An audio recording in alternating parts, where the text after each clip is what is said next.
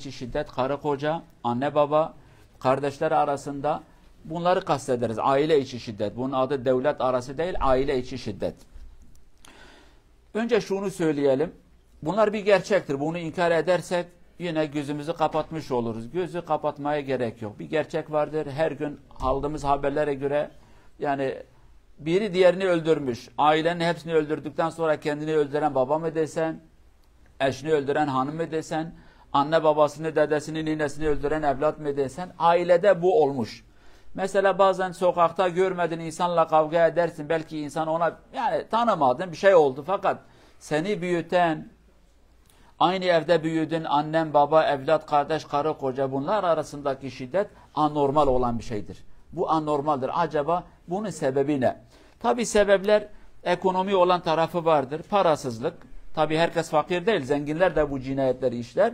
Fakat genellikle masraflar çoğaldığı zaman belki elimize gelen para giden paraya denk gelmedi, mukabil olmadığı için 10 lira gelir, 11 lira gider. Bu sefer de bazen insanlar dengeyi sağlayamaz, kavga eder. Bu sefer bir sorun çıkar. Sebeplerden birisi budur. Önemli sebeplerden birisi imanımızın zayıf olmasıdır. Allah'ta olan korkumuz azalmış, ahiret hesabı kalmamış yanımızda.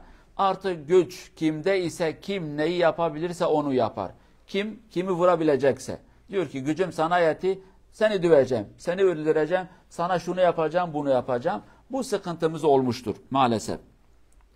Peki bunların çareleri nedir? Bunlara gerçekten biraz kafa yormak lazım. Maalesef şahsen kendi adıma söyleyeyim. Aranızda bilgisi olan varsa namazdan sonra söylesin. Elimizde istatistik diye bir şey var. Elimde yoktur.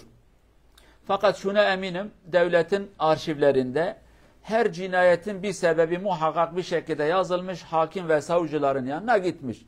Ama maalesef İslam coğrafyasında kafasını aileyle, toplumla fazla ağıracak insanımız yoktur. Herkes parayı düşünmeye başlamış, aileyi, toplumu düşünen çok az kurum ve kuruluş vardır.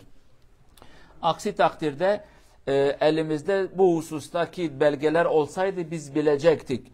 Bu sebepler neyin nesi? Acaba parasızlıktan mı? Acaba imansızlıktan mı? Acaba esrar ve eroin kullanmada mı? Acaba içki içmekten mi? Acaba televizyonda gördüğümüz o şiddet filminden dolayı mı insanlar birbirlerine vurur? Bir şekilde biz bunların istatistik dediğimiz bunların sonuçları öğrenecektik. Yüzde kaç neyin nesi? Yüzde kaç neyin nesi? Ona göre çalışma yapılacak, ona göre hizmet yapılacak, ona göre devlet, toplum, millet kuruluşlar ve sivil toplum dediğimiz o kuruluşlar omuz omuza vererek bu sorunlara yönelik bir şey yapmaları gerekirdi. Ama maalesef o sıkıntı vardır. Yani şimdi kalkıp desek ya bunlar niye kavga etti? Elimizde bir şey yoktur maalesef. Devletin raporlarında bu var. Muhakkak hakim, savcılar araştırırken şöyle oldu ama bunu güzel bir şekilde bunu yayınlayalım. Devletin her kurumunda haberi olsun, imamların haberi, müftülerin haberi, belediye başkanının haberi, kaymakamın haberi, aylık veya da yıllık bir raporlar gitsin. Ona göre el ele vererek bir çalışma yapalım. Devlet ona göre yıllık bir program yapsın. Televizyonda, filmde, haberlerde ona göre adım atsın ve bu sorunları çözelim, sorunları azaltalım. Kaynaklar neyse, sorunun kaynakları neyse bunları ortadan yavaş yavaş kaldıralım. Tabii mümkün değildir, %100 bitmez. Her toplumda kavga olacaktır, şiddet olacaktır ama çok başkadır, az başkadır. Mesela geçen hafta boşanma boşanma oranı söyledik. Türkiye gibi bir devlette hemen hemen %30'a yakın boşanma var.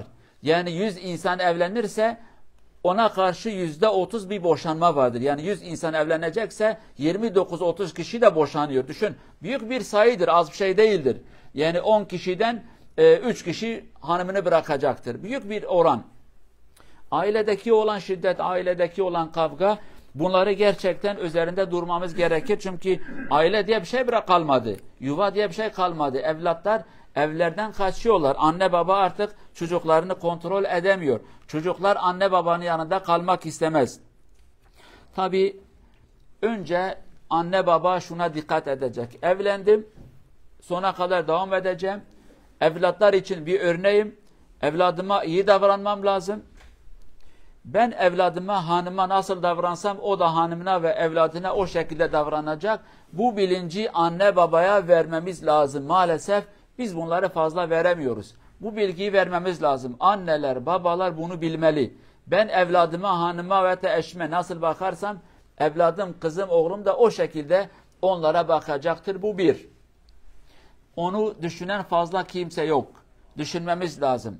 Tabi devlet de güzel bir şekilde imamlarla, öğretmenlerle, okullarla, televizyonlarla beraber ortak bir plan ve proje yapılmalı. Bunu yapmaları gerekir. İmam camide bir laf söyleyecek, okulda o lafı onaylayacak bir eğitim olacaktır. Televizyondaki program da ona destek verecektir. Fakat camideki imam bir konuyu diyecek, okuldaki öğretmen onun tersini diyecek, televizyondaki olan film de ikisinin tersini diyecek. İnsanların aklı karışacak. Biz kimin arkasına gideceğiz?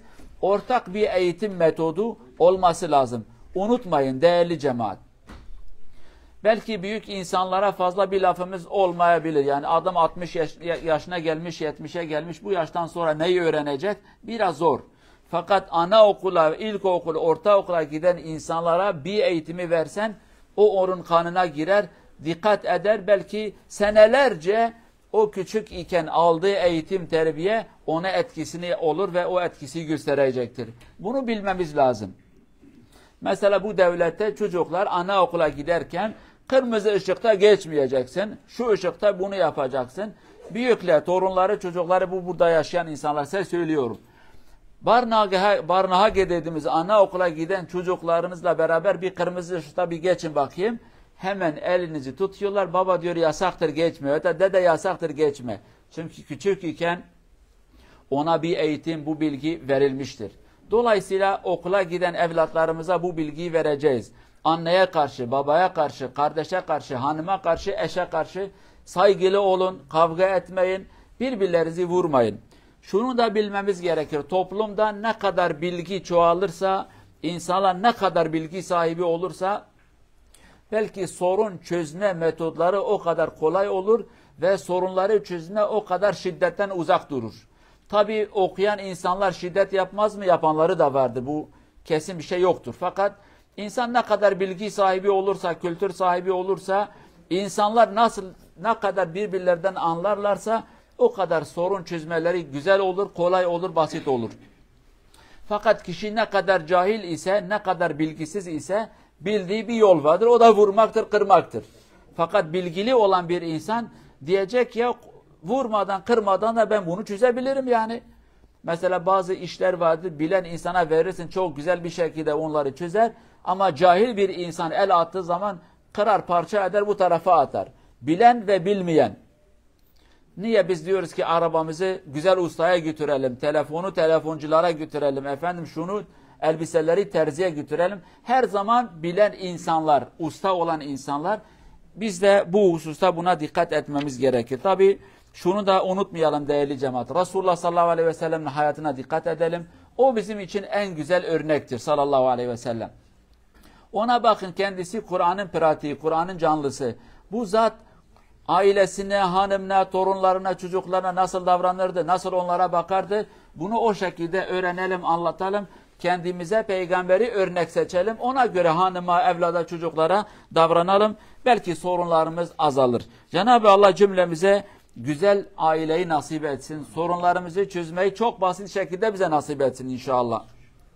Kavgasız, gürültüsüz, kırmadan, dökmeden Allah Azze ve Celle bir sorun varsa da çözmeyi bize nasip etsin inşallah. Allah Azze ve Celle cümlemize sıhhat ve afiyeti versin.